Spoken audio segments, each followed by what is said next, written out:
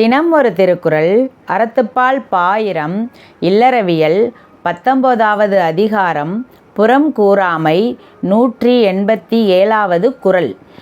பகச்சொல்லி கேளீர் பிரிப்பர் நகச்சொல்லி நட்பால் தேற்றாதவர்.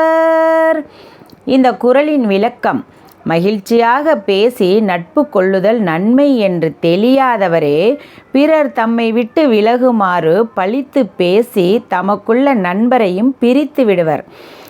அதாவது ஒருத்தர் தனக்கிட்ட நல்ல நண்பராகவும் நல்ல நட்பாகவும் நல்ல உறவினராகவும் நல்ல சொந்த பந்தங்களோடையும் கூடி சந்தோஷமாக இருக்காமல் அவரை பற்றி பழித்து பேசுகிறது, அவரை பற்றி புரணி பேசுகிறது, அவரை பற்றி புறம் பேசுகிறது.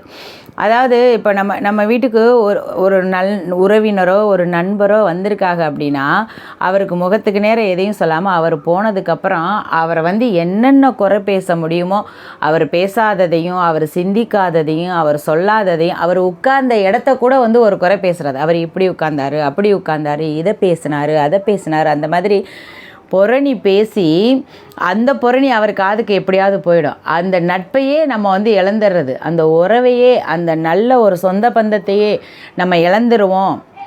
புறம் பேசக்கூடாதுங்கிறத வள்ளுவர் எப்படி சொல்கிறாரு பாருங்க.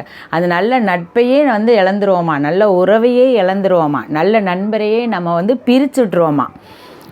மகிழும்படியாக பேசி நட்பு கொள்ளுதல் நன்மை என்று தெரியாதவர் தம்மை விட்டு நீங்கும்படியாக புறம் கூறி நண்பரையும் பிரித்து விடுவர்.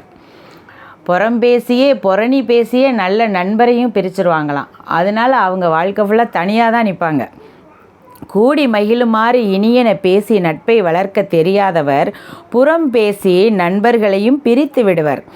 இனிமையாக பழகி நட்புறவை தொடர தெரியாதவர்கள் நட்பு கெடுமளவுக்கு புறம் கூறி நண்பர்களை இழந்து விடுவார்கள்.